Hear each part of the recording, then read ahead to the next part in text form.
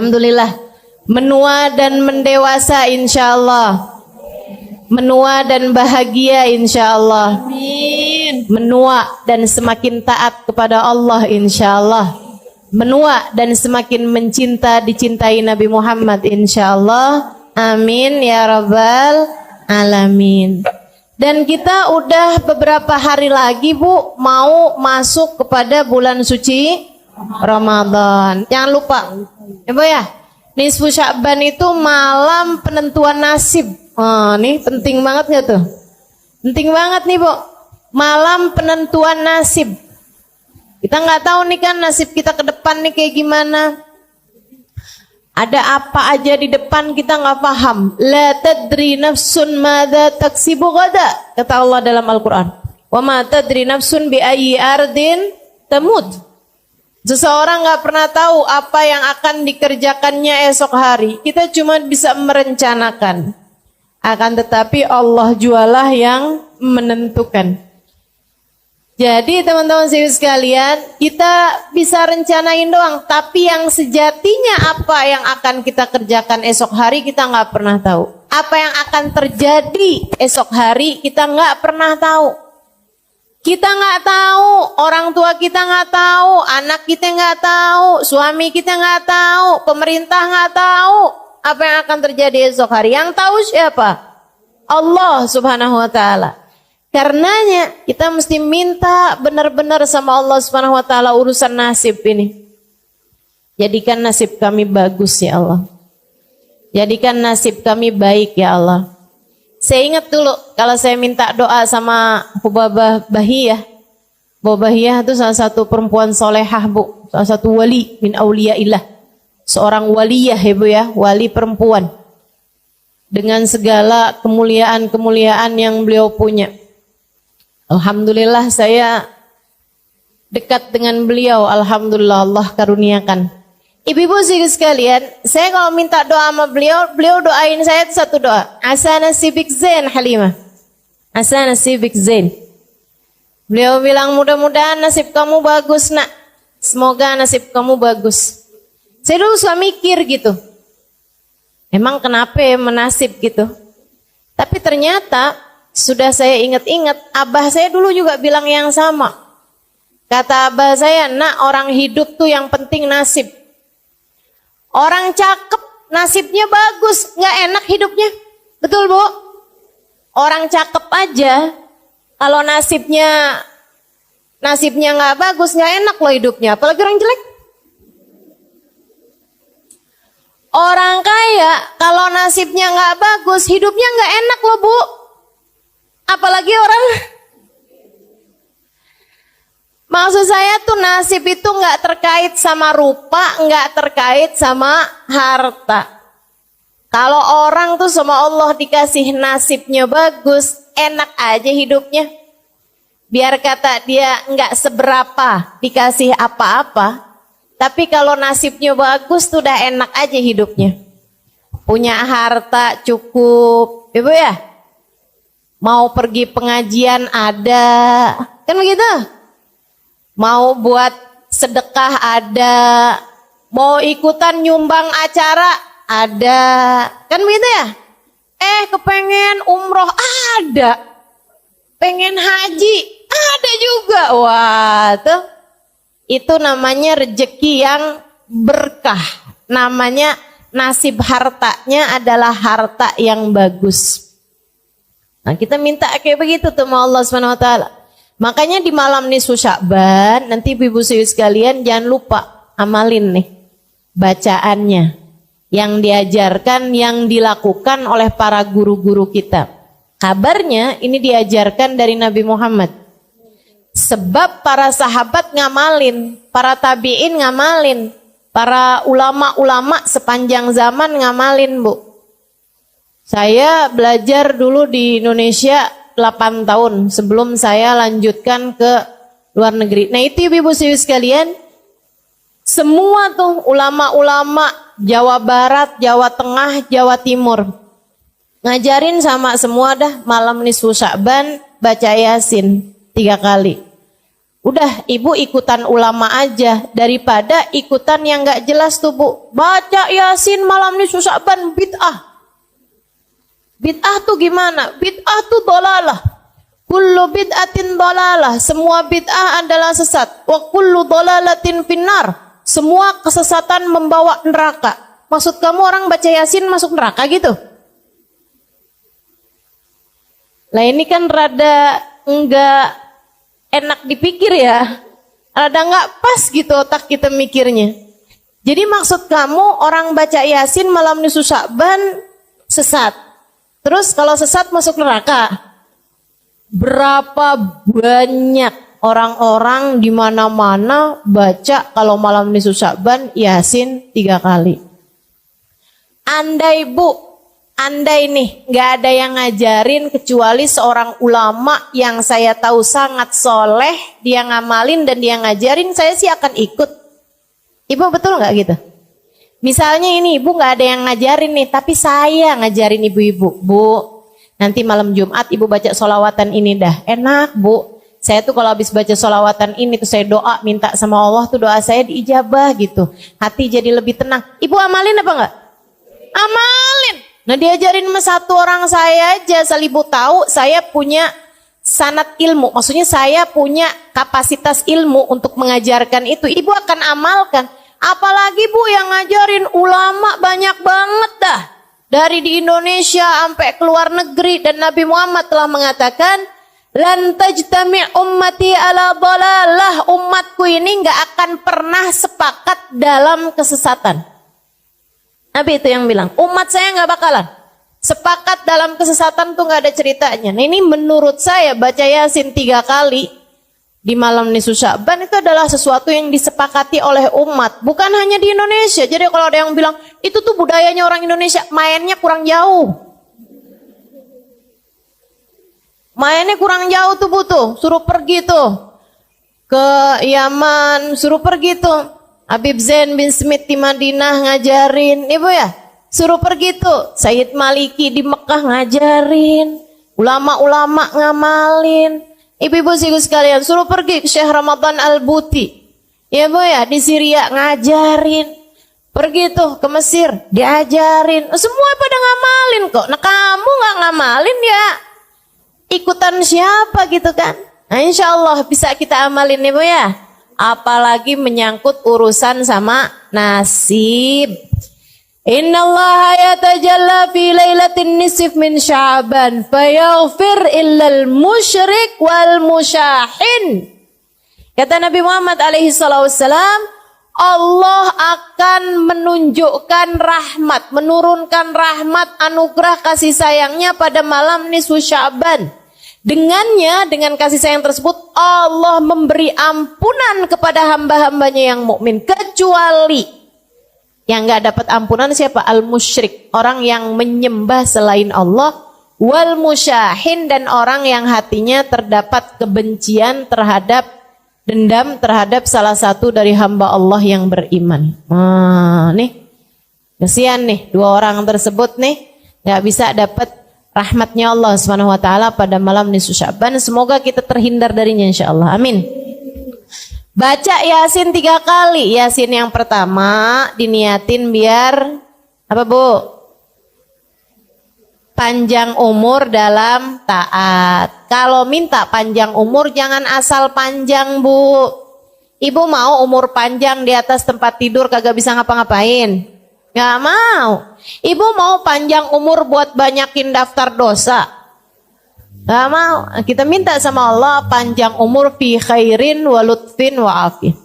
Fi taatillah, dalam taat kepada Allah, fi khairin wa lutfin wa afiyah, dalam kebaikan, dalam keselamatan dan dalam kesehatan. Insyaallah. Yasin yang kedua ibu baca dengan niat urusan rizki, ibu ya. Biar lancar, biar berkah, biar manfaat. Dan ibu jangan salah bu, rizki itu juga bukan hanya urusan uang, apalagi urusan makanan. Enggak sama sekali ibu ya. Rizki itu luas ibu-ibu sekalian. Karena manusia tuh punya 3 bagian nih. Ada badan, ada akal, ada hati. Semuanya ketiganya perlu rizki. Badan ibu perlu rizki. Buat makan, buat nutup aurat, buat tempat buat tidur, buat tempat buat bepergian. Kan gitu ibu ya? Maka yang namanya makanan, yang namanya sandang atau pakaian, yang namanya rumah, tempat tinggal, mau itu ngontrak, mau itu beli, mau itu nebeng. Ya bu, semuanya sama aja, itu juga merupakan bagian dari rizki. Termasuk juga kendaraan, mau itu punya sendiri, mau itu nebeng sama teman, mau itu naik kendaraan umum, sama aja bu. Itu namanya rizki juga gitu. Rizki juga. Ibu-ibu sih sekalian yang saya muliakan tuh rizkinya badan gitu ya. Kemudian ada lagi rizkinya akal. Maka ibu selain minta rizki yang badan, ibu juga minta rizki yang akal. Apa tuh? Ilmu yang manfaat. Ya kan gitu ya? Itu namanya rizkinya akal ibu tuh. Bisa punya ilmu. Dan buat ilmu itu bu perlu guru. Makanya ibu juga perlu minta dikaruniai guru. Terutama buat anak cucu ibu dah. Kedepan nih waktunya kita nggak tahu zamannya akan jadi seperti apa.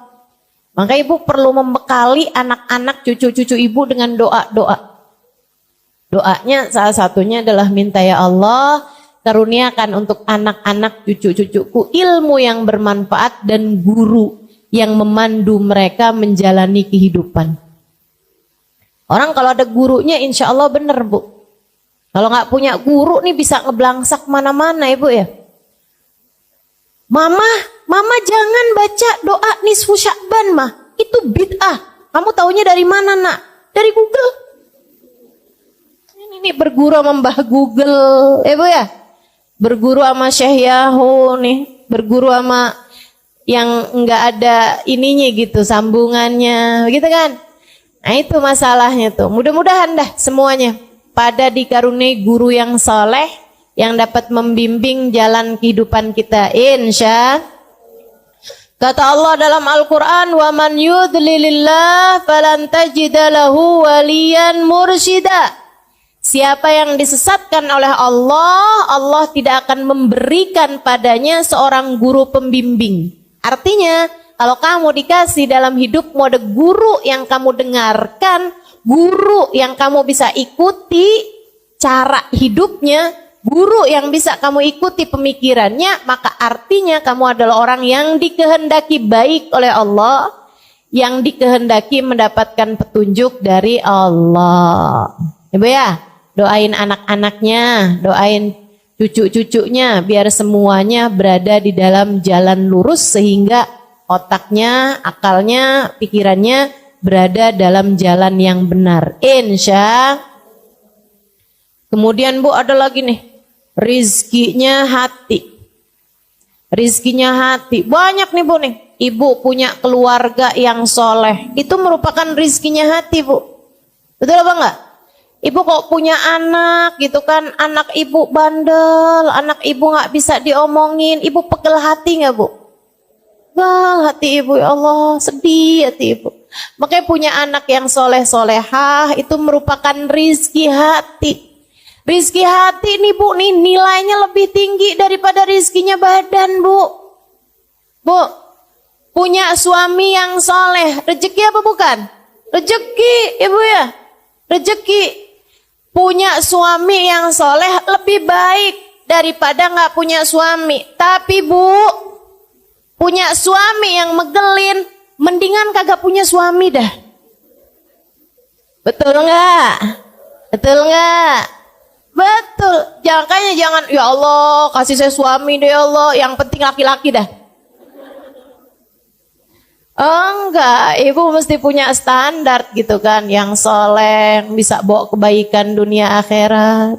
Rezeki tuh ibu-ibu sekalian, rezeki. Makanya minta tuh sama Allah rezekinya hati. Rezekinya hati tuh macam-macam ibu ya. Akhlak yang baik, itu juga rezekinya hati. Ya kan? Minta dikaruniai akhlak yang bagus, minta dikaruniai perilaku yang benar, minta dikaruniai kehidupan yang menyenangkan. Itu rizki-rizki hati tuh. Kita minta ke semua rizki ini dari Allah Subhanahu Wa Taala pada malam nisfu Sya'ban nanti. Ini saya sampaikan biar ibu-ibu nggak nyesel. Kalau ibu-ibu taunya nanti pas malam 17 Sya'ban, udah lewat nisfu Sya'bannya, ya ampun, kok baru tahu sih, kemarin doanya cuman gitu doang nih, gitu kan. Tapi kalau saya kasih tahu sekarang, ini kan udah deket nih, jadi ibu-ibu nggak nyesel. Kalau saya kasih taunya 2 minggu yang lalu, takutnya ibu-ibu keburu lupa.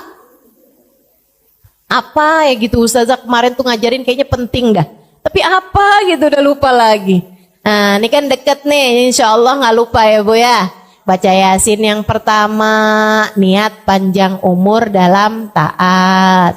Baca Yasin yang kedua, niat rizki, zahir batin, rizkinya badan, rizkinya akal, rizkinya hati. Kemudian, ini yang paling penting nih, bergantung dengannya nasibmu di akhirat. Minta agar dimatikan di waktunya nanti dalam keadaan husnul khotimah. Karena kayak apapun senengnya hidupmu di dunia, nih andai orang hidupnya seneng banget nih di dunia, meskipun nggak ada yang kayak begitu.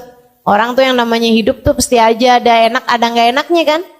Tapi andai ada orang hidup seneng aja di dunia nih, tapi matinya su'ul khotimah, Bu, udah deh tuh. Jadi penyesalan sepanjang kehidupannya nanti di akhirat. Sebaliknya, kalau ada orang hidupnya susah terus, tapi matinya husnul khotimah, udah tuh. Bakalan jadi kesenangan nantinya di akhirat. Lupa sama semua kesusahan kehidupan kalau dia matinya dalam keadaan husnul khotimah. Minta sama Allah, ya Allah, apabila datang ajal menjemput kami, matikan kami dalam husnul khotimah. Kenapa kok kami nggak saya Ustazah? Ya boleh kami, boleh saya. Cuman kalau ibu-ibu doa kami itu ibu niatin juga buat anak-anak, ya Bu ya? Buat suami, buat orang-orang yang ibu sayangi. Semoga semuanya dimatikan dalam husnul khotimah. Ibu-ibu sekalian yang saya muliakan. Nah nanti nih Bu, abis nisfu Sya'ban lewat. Oh ya, nanti malam nisfu Sya'ban tuh usahakan ada sedekah yang ibu sedekahkan. Walaupun sesedikit apapun. Saya orang susah Ustazah, ya nggak apa-apa, susah juga ada. Tapi kan ibu makan, betul apa enggak? Nah dari yang ibu makan itu, sebagian dah ada yang ibu sedekahkan. Walaupun nasi sebungkus melauknya ibu ya, kasihin kepada orang lain. Ibu punya 20.000, ibu sedekahin 10.000, 5.000, itu nilainya besar Bu di mata Allah. Dirham sabak alf dirham, kata Nabi Muhammad. Kadang-kadang 1 dirham nilai pahalanya di sisi Allah lebih banyak daripada 1.000.000 dirham, 1.000 dirham. Ibu nih sedekah 1.000 rupiah bisa jadi lebih banyak nilainya, pahalanya dibandingkan dengan yang sedekah jutaan rupiah. Jadi jangan sedih. Kenapa gitu? Misalnya gitu ya, punya duitnya cuman 50.000, ibu sedekahin 10.000, berarti ibu udah bersedekah 20% dari harta ibu. Itu nilainya besar dibandingkan dengan orang sedekah 1 juta, punyanya miliaran. Karena dia cuman 1/1000%, gitu kan? Ibu-ibu sekalian, maka nggak usah mengecilkan sedekah. Walaupun orang lihatnya, Allah lo sedekahnya cuma 5.000 perak doang, dibeli nasi juga nggak cukup. Misalnya gitu kan ya, dibeliin boba nggak cukup. Boba. Emang boba apaan sih? Ibu-ibu sekalian, jangan mengecilkan sedekahmu. Karena nilai sedekah tuh Bu, nggak dihitung dari nilai sedekahnya berapa. Allah tuh suka ngitungnya dari seberapa pemilikan hartamu. Gitu. Aja mudah-mudahan pokoknya malam nisfu Sya'ban usahakan ada sedekah yang kita sedekahkan. Allah tuh suka nggak tega. Kalau ngelihat hambanya yang sedekah tuh Allah suka nggak tega. Ya ampun, ini dikasih sedikit aja bisa ngasih sama orang lain. Bakalan aku kasih banyak dah gitu. Nah tuh. Nanti sama Allah SWT dilipat-lipat gandakan, disenangkan dunia akhirat. Insya Allah. Ibu-ibu sekalian, habis nisfu Sya'ban itu ibu nggak boleh puasa lagi. Ya, habisnya nisfu Sya'ban ibu nggak boleh puasa sunnah. Tapi kalau puasa wajib yaitu bayar utang tetap boleh sampai selunasnya. sampai selunasnya. Ibu bayar deh tuh, karena itu kan puasa itu yang wajib-wajib memang wajib dibayar gitu Bu. Jadi nggak ada batasan sampai akhir Ramadan. Meskipun sebaiknya Bu ya, jangan akhir Ramadan banget tuh kamu masih ada puasa. Sebaiknya udah dibayar-bayarin dulu dah dari sebelum hari terakhir di bulan Ramadan. Hari terakhir di bulan Ramadan itu kalau puasanya nggak wajib ya Bu ya, hukum puasanya haram. Hukum puasanya haram. Ibu nggak punya utang, begitu kan ya? Nah itu walaupun misalnya saya punya puasa sunnah yang nyambung nih Ustazah. Saya puasain dari bulan Rejab kemarin, Rejab, Syakban saya puasain. Boleh nggak puasa saya nyambung sampai Ramadan, sampai Lebaran? Nggak boleh. Wajib hari terakhir di bulan Syakban ibu nggak puasa. Kenapa gitu? Sebab seperti yang tahun sekarang nih Bu nih, Syakbannya jatuhnya cuma 29 hari. Nah tanggal 29 berarti besokannya itu kan bisa Ramadan, bisa nggak Ramadan. Kalau hari terakhirnya bisa 30 ya. Kalau hari terakhirnya 30 itu kan bisa tanggal 1 Ramadan, bisa juga tanggal 30 Syakban. Namanya Yaumus Syak. Nabi Muhammad mengatakan man shama yaumas syak faqad asa Abul Qasim. Siapa yang berpuasa pada hari terakhir di bulan Syakban, di hari yang diragukan apakah udah masuk puasa atau belum, faqad asa Abul Qasim, dia telah durhaka kepada Nabi Muhammad. Nah kalau hari Syakbannya terakhir 29, tetap juga jangan puasain tuh Bu tanggal 29. Walaupun ibu punya puasa sunnah yang nyambung. Kenapa gitu? Biar memisahkan antara puasa sunnah dari puasa yang wajib. Ya Bu ya? Jadi ibu jangan puasa hari terakhir di bulan Syakban. Itu untuk puasa yang sunnah. Tapi kalau untuk puasa yang wajib, emang utang puasanya masih banyak, tetap boleh tuh dipuasain meskipun tanggal 29 Syakban. Ibu-ibu sekalian yang saya muliakan, sebenarnya mengakhirkan puasa sampai lewat nisfu Syakban tuh hukumnya makruh Bu. Makruh. Apalagi kalau sampai datang puasa Ramadan, kamu masih punya utang puasa dari Ramadan yang sebelumnya, tuh hukumnya haram.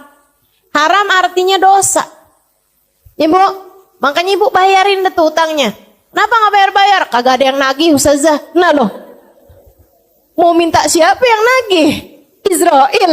Kan serem banget ya Bu. Nah, insya Allah dah, pokoknya bayarin dah hutangnya tuh. Saya dah yang nagih, mewakili malaikat Israel. Masya Allah. Sebelum datang malaikat Israel, buruan bayar hutangnya. Mudah-mudahan Allah Subhanahu Wa Taala jadikan kita lunas dari semua hutang. Baik hutang kepada Allah kayak puasa begini nih, ataupun hutang kepada manusia. Insya. Sampai datang Ramadan, ibu hati-hati sama Ramadan. Ramadan itu Bu, amal ibadah dilipat gandakan bener. Tapi jangan salah, dosa juga dilipat gandain. Bu, orang tuh kalau bulan Ramadan ya Bu ya, bohong kan emang haram. Ya Bu, tapi kalau ibu-ibu bohongnya di bulan Ramadan, ibu bohongnya berkali lipat. Apalagi kalau ngepasin Lailatul Qadar, nah loh. Sekali bohong kayak 1000 bulan bohong. Serem bener.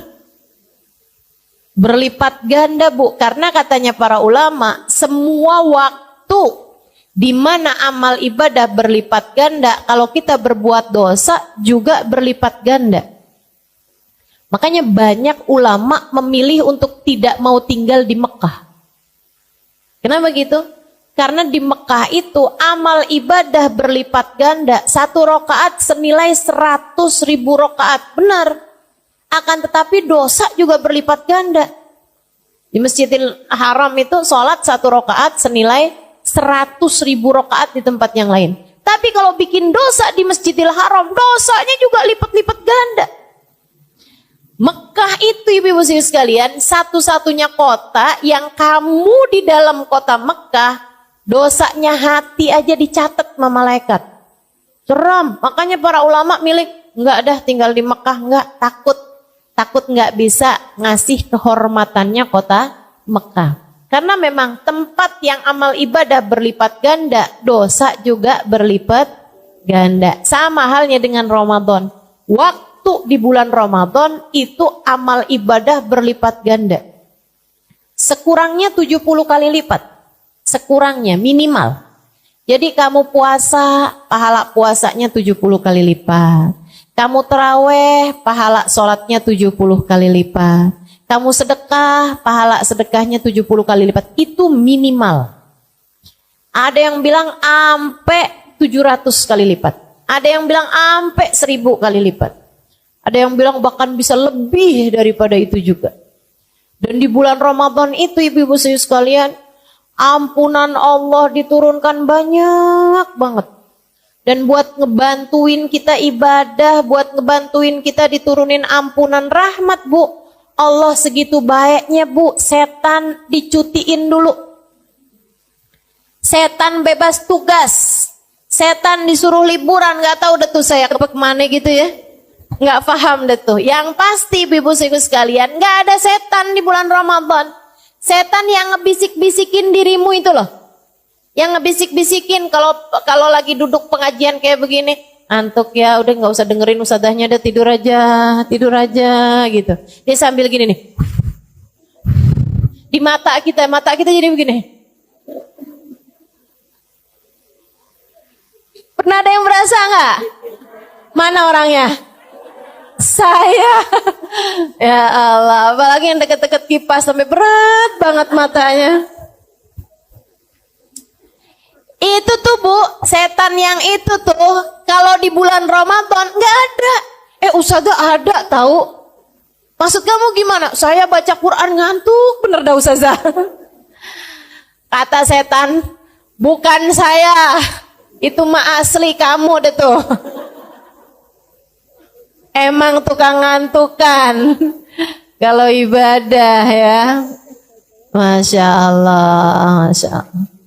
Jadi jangan ada yang nyalahin setan kalau bulan Ramadan. Setan bilang gak ikut-ikut. Saya gak ikut-ikut kata setan. Ayo Bu, bikin setan gak gampang masuk lagi sama kita habis lebaran. Bikin setan gak kenal sama kita habis lebaran. Mana di itu si Halimah?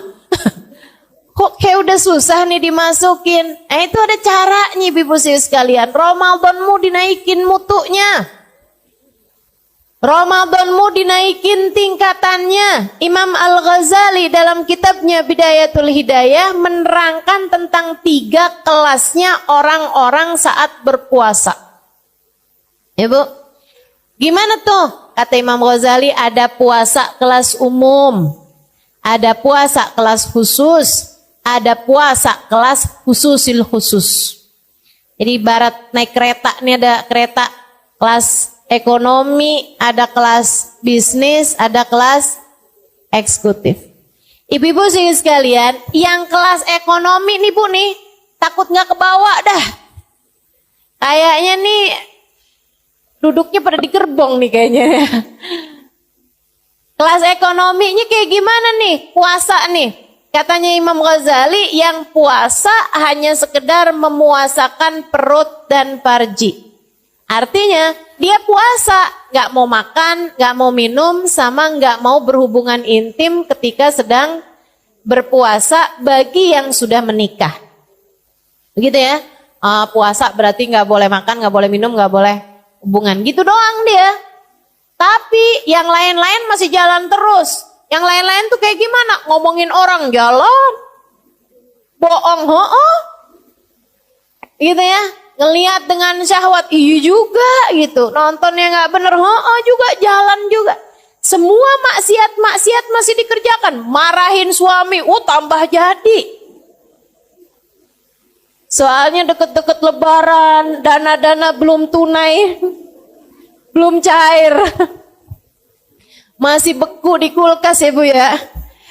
Waduh, udah tambah deh tuh, tambah deket lebaran, tambah kenceng marahnya sama suaminya. Masya Allah, nih ibu-ibu nih, yang kayak beginian nih Bu, seram. Katanya Nabi Muhammad alaihissalam, kam min saim, laisa min siyamihi illal ju' wal atash. Berapa banyak orang puasa, gak dapat apa-apa dari puasanya, kecuali nahan lapar, haus doang. Bahkan Imam Abu Hanifah sampai menyebutkan nggak cuman nggak dapat pahala, tapi wajib diqadha puasanya. Kalau puasa kamu batal karena dosa-dosa yang tadi telah saya sebutkan, kayak bohong, ngomongin orang, gitu ya Bu ya. Itu katanya Imam Abu Hanifah, batal puasa kamu, ntar mesti diqadhain. Ya ampun, serem bener. Katanya Imam Syafi'i dan yang lain-lain, enggak, puasanya enggak batal, puasanya sah tapi enggak ada pahalanya. Nah, buat apa? Puasa kita nih Bu, kalau Allah tolak enggak mau terima, menurut Ibu siapa itu yang mau ngasih pahala? Enggak ada Bu. Makanya mesti hati-hati urusan puasa nih, mesti hati-hati. Karena puasa ini amal ibadah yang paling disukai, paling didemenin sama Allah Subhanahu wa taala. Allah tuh paling suka kalau ngelihat hamba-hambanya pada puasa. Allah tuh Bu, kalau kita udah masuk bulan suci Ramadan, Allah tuh banggain kita di hadapan para malaikat-malaikatnya. Kata Allah, liatin itu hamba-hambaku tuh pada lemes-lemes, liatin itu. Liatin hambaku tuh pada lapar, pada haus, kesianan gitu ya. Kata Allah, mereka nahan lapar, ninggalin makanannya meskipun mereka lapar. Mereka meninggalkan minumnya meskipun mereka haus. Kenapa? Untuk aku, kata Allah, fasaumuli wa ana ajzibih. Puasa mereka untukku, akulah sendiri yang akan memberikan balasannya. Ibu, saya dengar Bu ya, dari Sayyidil Habib Umar bin Hafid, malaikat raqib sama malaikat atid nih Bu nih, kalau nyatetin amal ibadah kita atau nyatetin dosa-dosa kita, sekalian dikasih nilai. Ya mereka udah punya hitung-hitungannya semua tuh Bu. Misalnya gitu ya, sholat duhur, langsung tuh dikasih nilai sama malaikatnya. Kalau khusyuk sekian, kalau nggak khusyuk sekian. Kalau khusyuk rukuknya doang sekian gitu. Kalau khusyuk pas takbirnya doang sekian gitu kan. Kalau sambilan sholat sambil ngedengerin TV yang lagi kebuka, ada sekian tuh. Kalau sambilan mikirin masakan yang mau dimasak sekian, ada hitungannya semua. Kalau kita berjamaah, makanya saya berusaha buat nggak ninggal sholat jamaah. Kenapa gitu? Orang kalau sholat berjamaah itu Bu, kadang-kadang biar kata nggak khusyuk, insya Allah Allah terima. Gitu. Makanya berusaha dah buat sholatnya berjamaah, karena khusyuk itu susah. Betul nggak Bu? Susah Bu, kita kadang khusyuk nih bagian depannya doang, belakangnya ngeblangkrak. Ya Allah, nyari kunci nggak ketemu, begitu sholat inget. Ada nggak yang kayak gitu? Sama berarti kita.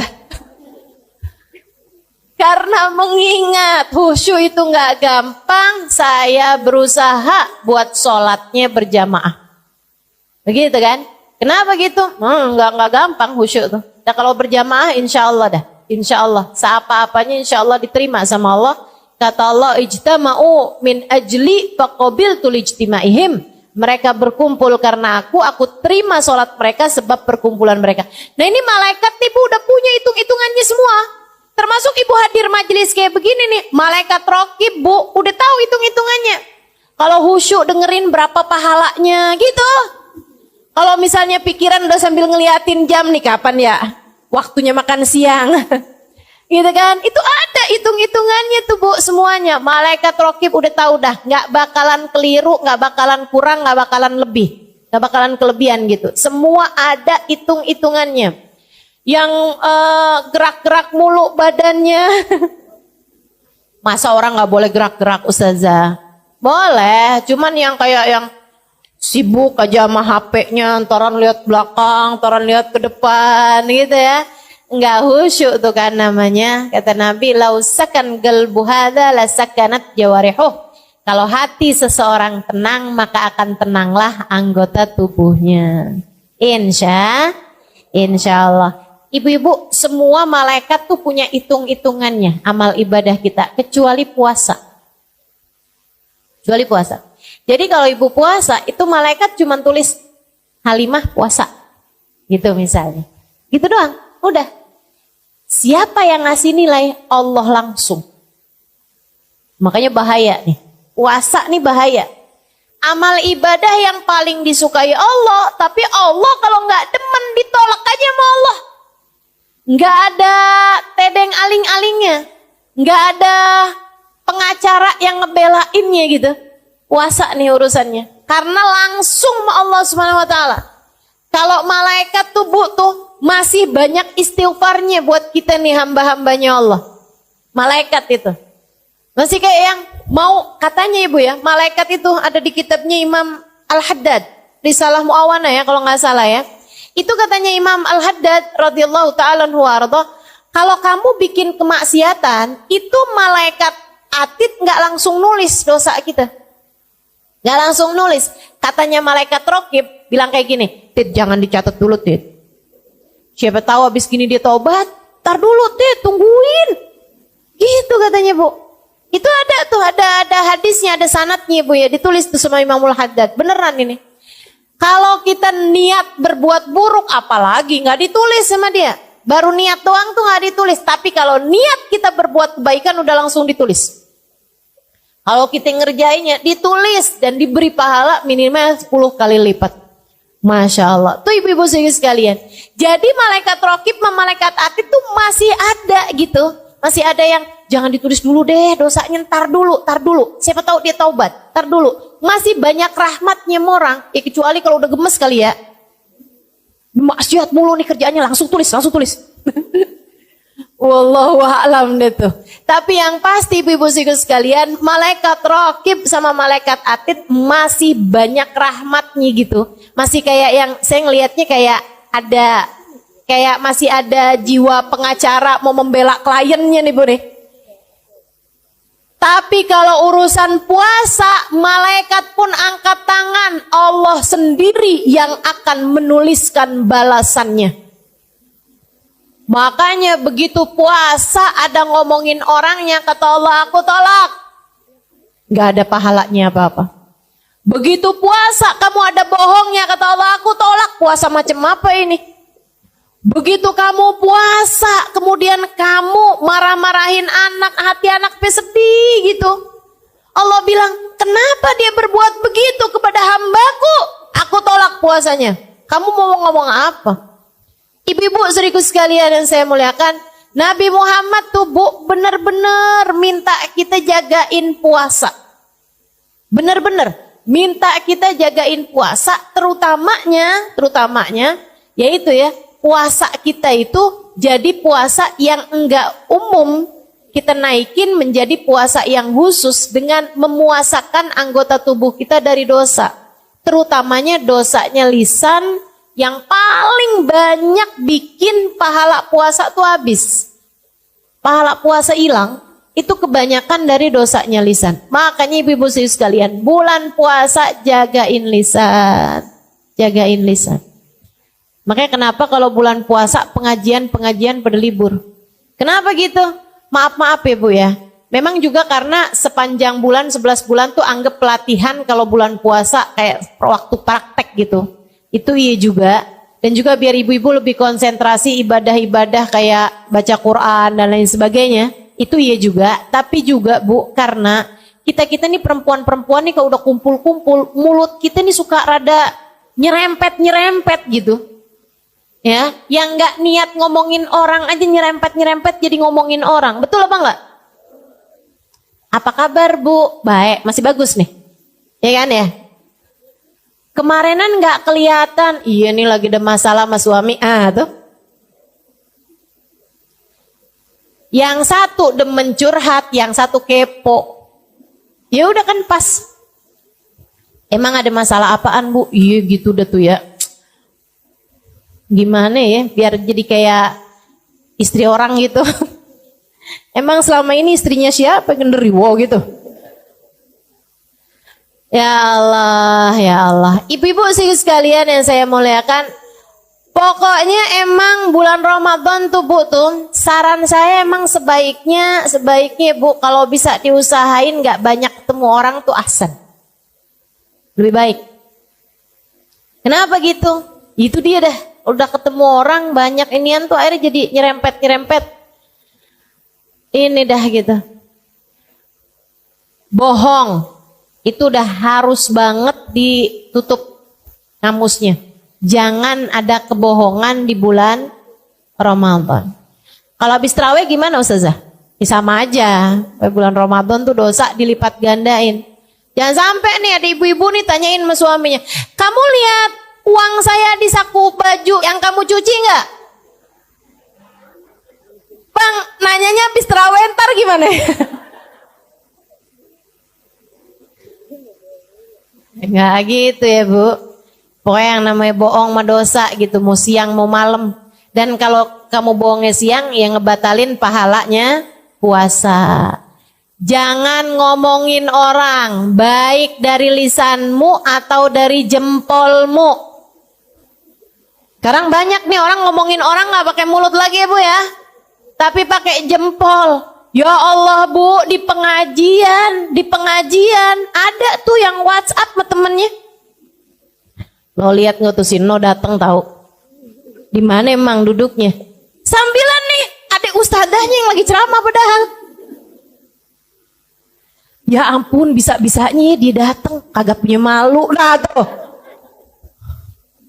Ya Allah, ya Allah. Tuh ibu-ibu saya sekalian, kamu bahkan kelihatannya lagi duduk di majelis taklim, akan tetapi sejatinya kamu sedang ghibah. Ghibah tuh Bu bahaya dan bisa batalin pahala puasa kita. Karena sejatinya orang lagi ghibah, lagi ngomongin orang, lagi ngegosip, itu kayak makan bangkai daging saudaranya sendiri. Seram, mudah-mudahan Allah jaga lisan kita.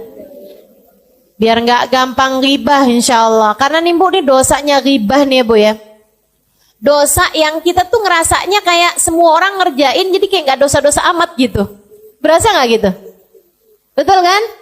Kayak nggak dosa-dosa amat gitu. Nah, ibu-ibu kalau dibilang makan daging babi, wih, kayaknya udah dosa banget, neraka tuh pasti. Kan begitu ya? Si ibu itu dia Islam loh, tapi dia bisa loh makan daging babi. Ya ampun, dia masak kemarin makan daging babi. Iya, astagfirullah. Diomongin, padahal dosanya ngomongin itu lebih gede daripada dosanya makan babi. Bukan berarti ibu makan babi aja dah kalau gitu. Nggak gitu juga. Nggak gitu juga. Tapi maksud saya tuh dosanya lebih gede gitu. Kata Imam Ghazali kan gitu, ngasih perumpamaan. Kata Imam Ghazali, orang pakai emas, laki-laki pakai cincin emas, kan dosa. Ada ulama pakai cincin emas, kan dosa tuh kan. Diomongin sama orang-orang nggak sadar, kata Imam Ghazali. Kalau dosanya ngomongin orang, apalagi ulama, lebih gede. Berpuluh-puluh kali lipat, bahkan beratus kali lipat daripada dosanya orang pakai cincin emas. Kadang gitu suka gitu. Gak gitu kadang. Mudah-mudahan deh Allah selamatin kita semuanya. Lisan gak bertulang. Ya Bu ya, kita mesti punya kendali terhadap lisan kita, tahu apa yang mesti diomongin, apa yang nggak perlu diomongin. Juga bulan puasa nih Bu, biar puasamu naik menjadi kelas khusus tadi ini, kelas bisnis. Ibu mesti jagain lisannya dari menyakiti hati orang. Hati-hati Bu, bahaya. Bu, bahaya. Termasuk anak sendiri. Ibu jangan suka nyakitin hati anaknya. Dibangunin susah sahur, akhirnya keluar kata-kata yang gak bagus. Jangan, nanti yang nyesel dirimu sendiri. Ini gak kayak anak orang nih. Kayak anak apa? Kalau ibu nyebutin nama salah satu binatang, anak sakit hati kan. Meskipun anak kalau bisa nyaut, ya kalau saya anak monyet, ibu induknya dong.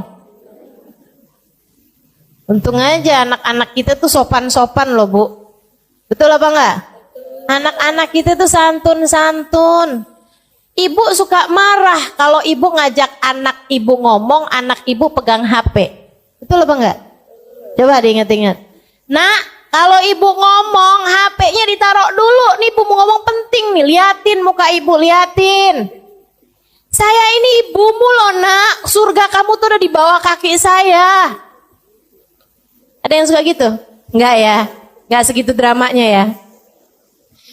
Ibu-ibu sekalian, kita marah kalau kita ngomong anak kita pegang HP.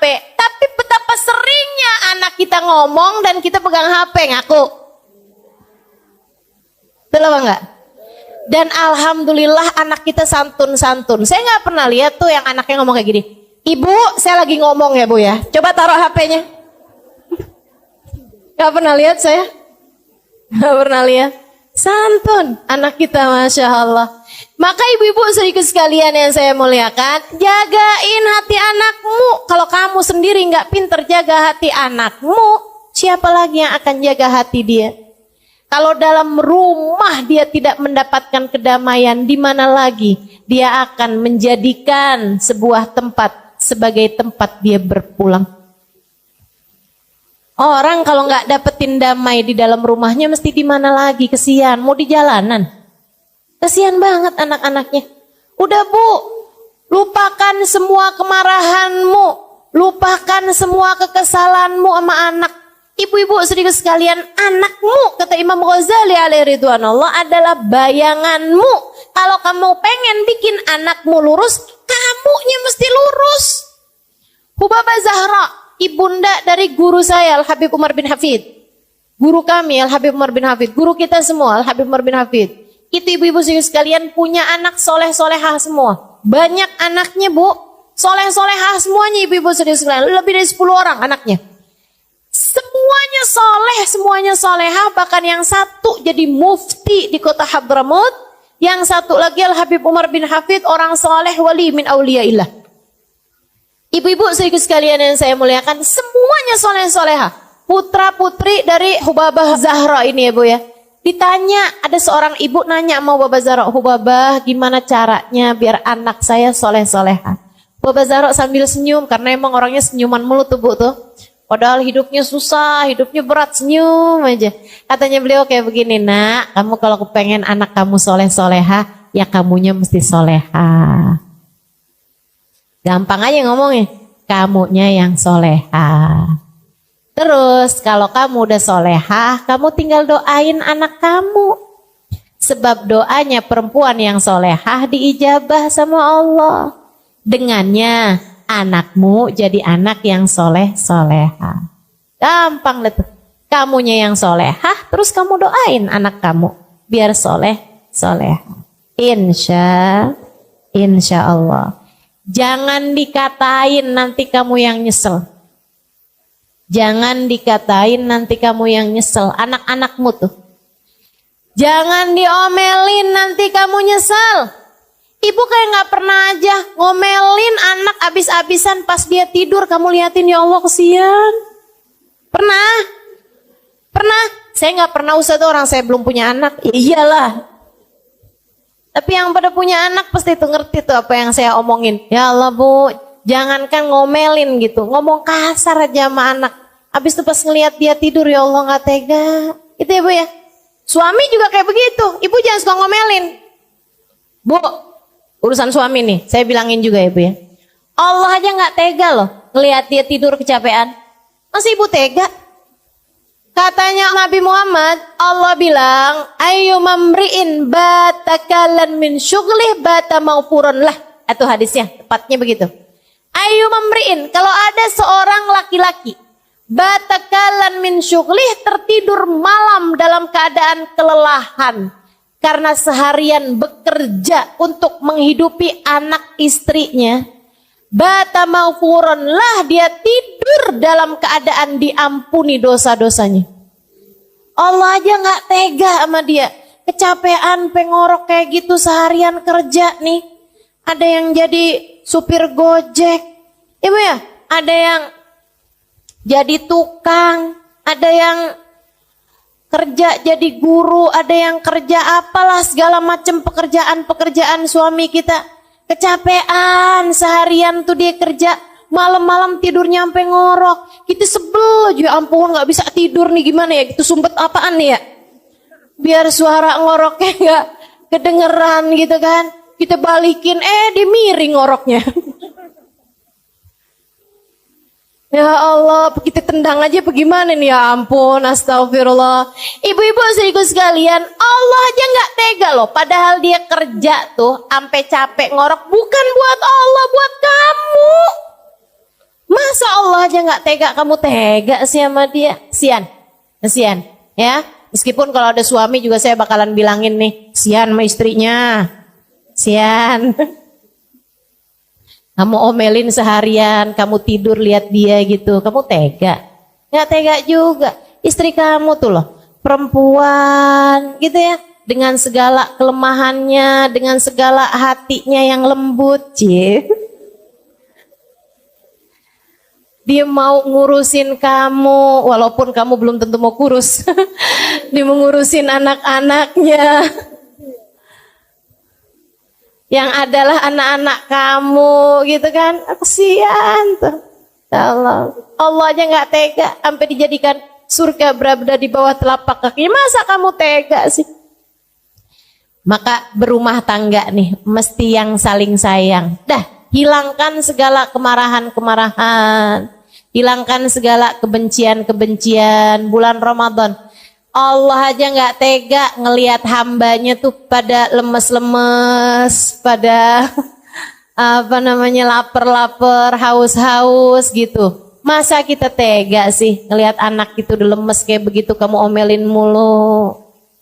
Bu, orang kalau lagi puasa tuh tidur aja berpahala loh. Kan begitu ya? Naumus shaim ibadah. Kata Allah, tidurnya orang lagi puasa nilainya ibadah. Allah aja gak tega, dia tidur aja ditulis pahala. Masa kamu tega-teganya sih? Bang, puasa tidur mulu. Ya Allah, Bu, Allah yang gak tega. Kamu ngeliat anak kamu tidur, puasa tidur aja kerjaannya. Ayo bangun, sholat, ayo baca Quran. Ini gitu segala macam kamu omelin. Ya Allah, Bu, dia tidurnya ibadah, kamu ngomel dosa. Nih, mikirnya yang benar nih. Dia lagi ngerjain ibadah loh, Bu. Kamu bangunin. Yang ada kamu yang dosa. Dia lagi ibadah, kamu gangguin. Ya Allah, khair insyaallah. Mudah-mudahan ibu-ibu nih jadi gak pada ngomelan dah kalau datang bulan Ramadan. Amin. Latihan dari sekarang, Bu ya. Udah, Bu, belajar buat ngelihat lucu-lucu dalam kehidupan. Gitu. Lihat suaminya ngomel, ibu lihatnya yang lucu aja dah. Ya ketawa aja liatin gitu. Ketawa, dia lagi marah kita ketawa gitu. Kamu ketawa kenapa sih? Abang lucu dah bang. Hidungnya kembang kepis bang. Mata abang ntar nyipit, ntar ngeblalak lucu dah bang. Gituin aja udah yang lucu aja ngelihatnya. Udah gak usah, hidup udah gak usah disusah-susahin ya Bu. Yang enak aja.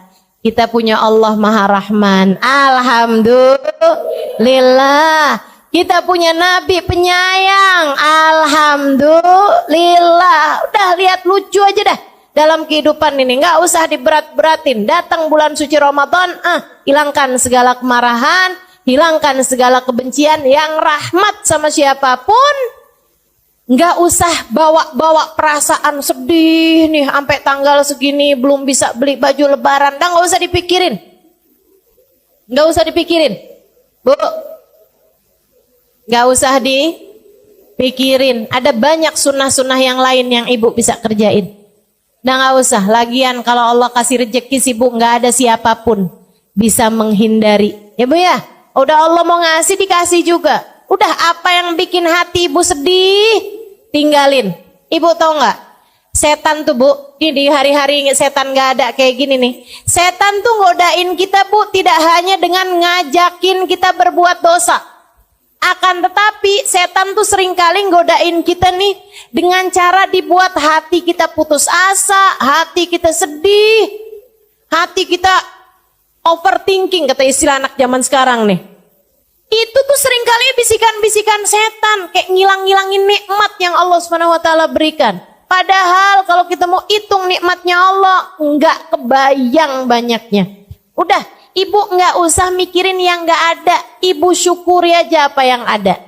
Insya Allah. Sebab Bu, kalau kamu mau cari yang nggak adanya terus, kamu akhirnya nggak bisa bersyukur dalam kehidupan. Saya kasih tahu ya Bu ya, hidup ini nggak pernah ideal buat siapapun. Bu, nggak ada loh orang yang hidupnya ideal, hidupnya pas semuanya nggak ada Bu. Ada orang nih ya Bu ya, sakit-sakitan, hidupnya nggak enak, kan begitu kan? sakit mulu gitu, dikit gini sakit, dikit gitu sakit. Enak apa nggak enak? Nggak enak. Kadang-kadang nih sehat orangnya ya Bu ya. Giliran punya suami, suaminya megelin.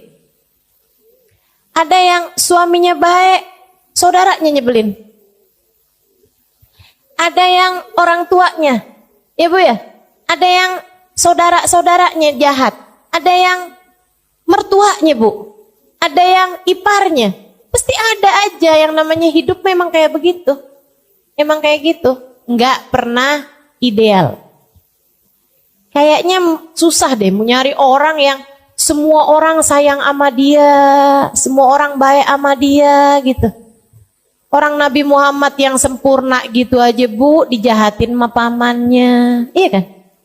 Dijahatin sama tetangga-tetangganya, dijahatin sama orang sekampungnya. Apalagi kita yang kayak gini nih, pasti ada aja. Dan kita nih Bu, kalau mau nyari hal-hal yang bisa bikin hidup kita sedih, hidup kita merasa, katanya orang zaman sekarang insecure, ya Bu ya. Ngerasa minder, ngerasa sedih hati, mau dicari mah ada aja Bu. Orang tuh hidup gak ada yang ideal. Ya kan Bu? Gak ada yang hidup pas tuh. Hidup yang kayak begitu tuh, gak ada. Tapi hati bisa pas. Tapi hati bisa ideal. Manusia yang hatinya paling ideal Nabi Muhammad SAW. Hidupnya nggak ideal Bu, Nabi Muhammad, betul apa enggak? Ya gimana mau ideal hidupnya Nabi Muhammad, lahir aja udah nggak punya bapak, mau ideal dari mana? Anak umur 6 tahun ditinggal mati ibunya, mau ideal dari mana Bu? Nabi Muhammad alaihissalam berada dalam kemiskinan berpuluh-puluh tahun ibu-ibu sekalian. Nggak ideal hidupnya Nabi Muhammad. Nabi Muhammad ibu-ibu saudariku sekalian punya anak 7. Bu, 6 di antara anaknya Nabi Muhammad yang menguburkannya. Artinya Nabi Muhammad tuh Bu, punya anak 7. Anaknya semuanya meninggal sebelum meninggalnya Nabi Muhammad. Sedih apa nggak sedih? Sedih. Ideal apa enggak hidupnya Nabi Muhammad? Enggak. Hidupnya Nabi Muhammad penuh dengan ujian. Hidupnya Nabi Muhammad penuh dengan kesusahan-kesusahan. Akan tetapi hati Nabi Muhammad ideal. Hati itulah yang menjadi pusat segala sesuatu. Nikmat, enggak nikmat hidup, semuanya letaknya ada di dalam hati kita. Bahagia letaknya di hati. Makanya ibu-ibu saudariku sekalian, hidupmu pasti enggak ideal. Akan tetapi hatimu bisa menuju kepada ideal. Hidup enggak ada yang sempurna, tapi hati kita bisa menuju kepada kesempurnaan dengan cara menjadi hamba yang bersyukur. Suami kita kayak gimana? Alhamdulillah. Kan gitu ya Bu ya? Punya suami ganteng, alhamdulillah. Kagak usah nonton sinetron, gak usah nonton drakor. Udah cakep dah suami saya, tontonin dia aja. Punya suami jelek, alhamdulillah, gak susah jagainnya.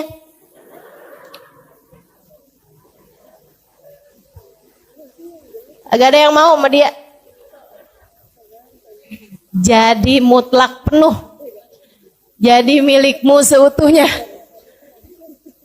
Ibu-ibu saudariku sekalian yang saya muliakan, dah yang enak-enak aja dah Bu ya. Karena mau nyari ideal nggak ada, udah cari yang enaknya aja, bikin lucu aja hidup, nikmati aja hidup. Mudah-mudahan kita bisa jadi orang-orang yang senantiasa bersyukur. Insya Allah. Jagain puasanya, jagain anggota tubuhnya. Jangan biarin lisan ngomel mulu, jangan biarin lisan bohong, jangan biarin lisan ngomongin orang. Ibu ya, jangan biarin mata ngelihat kemaksiatan, jangan biarin kaki melangkah ke tempat-tempat yang ada dosa-dosanya, jangan biarin tangan ngerjain hal-hal yang dilarang sama Allah. Puasamu jadi puasa yang khusus. Naik lagi, wah, naik lagi. Kalau ini sih kata Imam Ghazali, ini puasa buat para wali, buat para nabi, buat hamba-hamba yang udah emang tingkatannya tinggi-tinggi dah tuh. Kelas yang eksekutif tadi tuh Bu, ya udah kita sih Yang penting puasa kita di kelas bisnis tadi tuh udah bagus gitu. Kita puasain anggota tubuh kita dari ngerjain dosa. Selama bulan Ramadan jauhi segala perbuatan dosa sebab dosanya jadi berlipat ganda.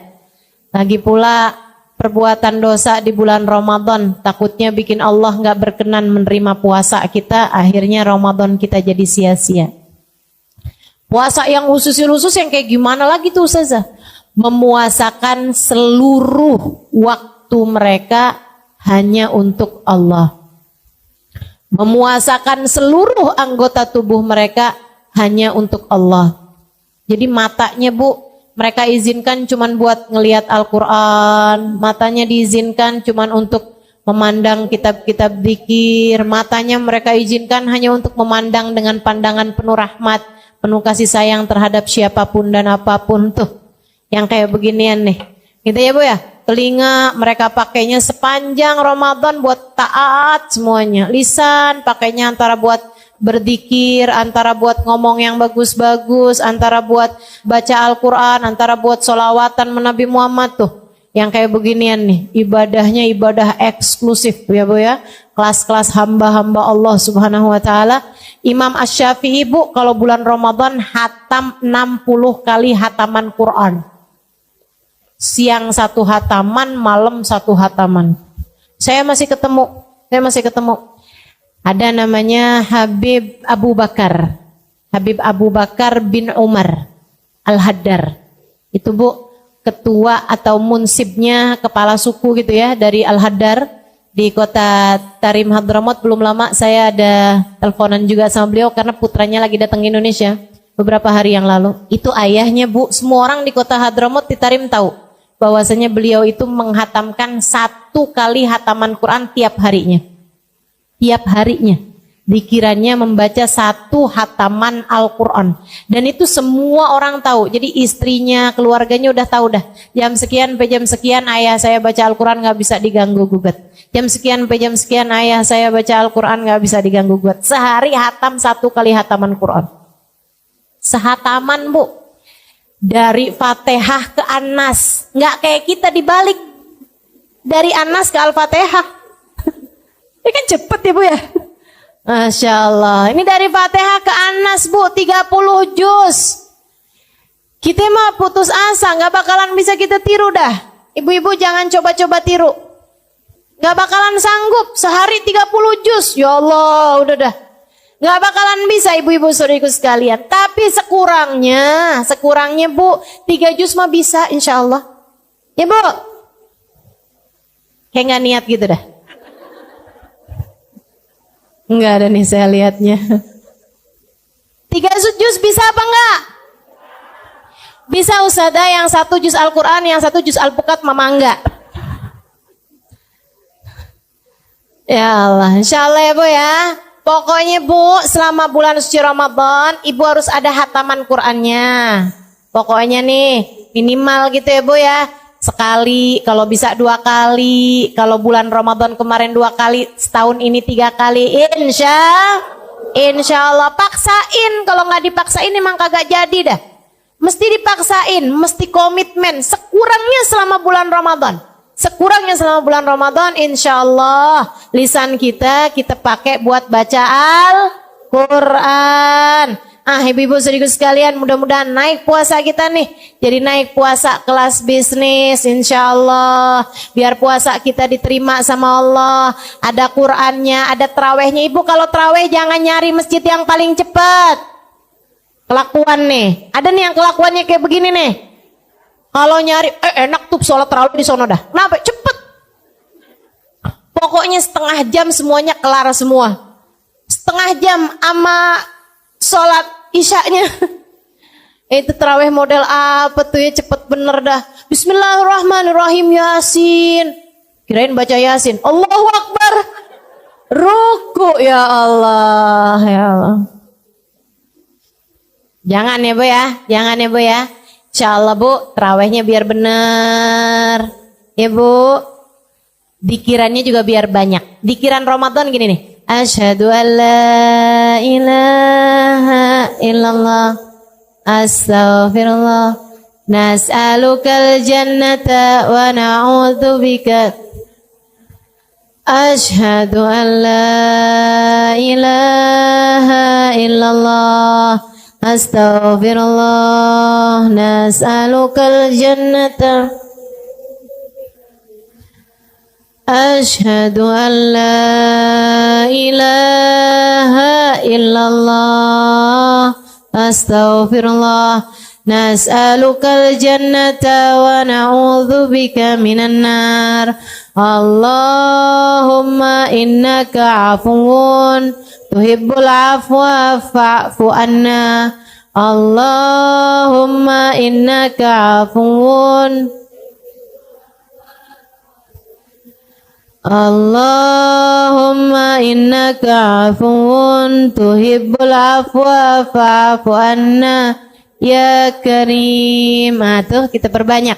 Insyaallah mudah-mudahan Allah terima semuanya. Allah mudahkan semuanya buat diamalkan insyaallah.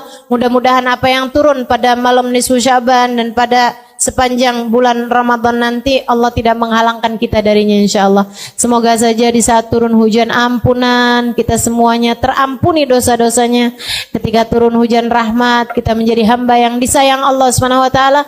Ketika turun itkun minan nar, pembebasan dari api neraka, kita menjadi orang-orang yang telah dibebaskan Allah dari api neraka insyaallah. Mudah-mudahan Allah Subhanahu wa taala menjadikan kita di bulan Ramadan semakin dekat dengan orang-orang saleh, semakin dekat dengan hamba paling saleh Nabi besar Muhammad sallallahu alaihi wasallam karena kita mengikuti cara beliau menjalankan bulan suci Ramadan. Mudah-mudahan Allah Subhanahu wa taala menjadikan kita orang-orang yang dikaruniai umur yang berkah, nasib yang bagus, rizki yang halalan tayyiban mubarakan, ilmu yang bermanfaat, hati yang selalu bahagia.